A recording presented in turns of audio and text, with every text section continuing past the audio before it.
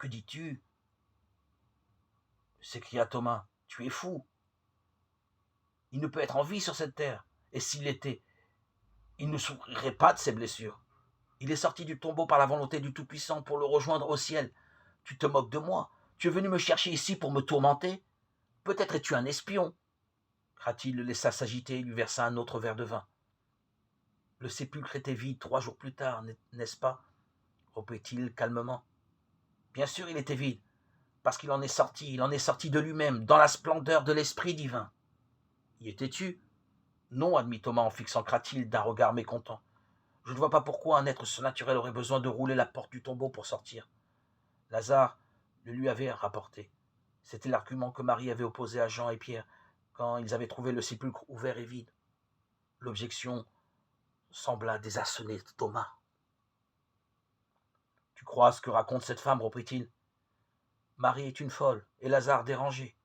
Quant à Marthe, elle se sera sans doute laissée abuser par eux. » Il but une gorgée de vin et se resservit du poisson en saumure. « Ah, d'ailleurs, où serait-il, Yéchou? Peux-tu me le dire » déclara-t-il sur un ton de défi. « Non, mais mon ignorance prêterait plutôt du crédit à ce que je dis, car Lazare et ses sœurs ont refusé de me révéler où se trouve Yéchou, de peur que l'information ne parvienne aux oreilles du Sanhédrin.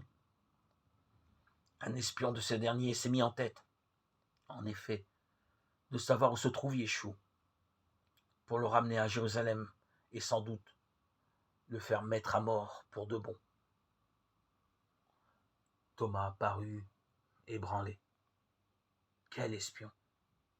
Le chef des espions de Sanhédrin, Saül, celui qui est allé tourmenter ton ami Pierre. Là, Thomas devint fébrile.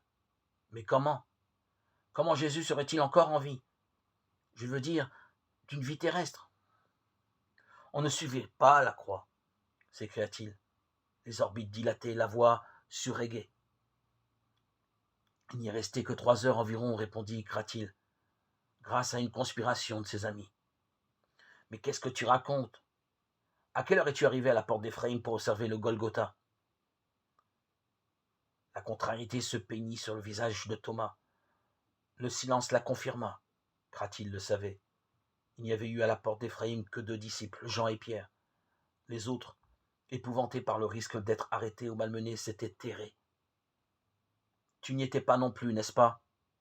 Non, répondit rageusement Thomas.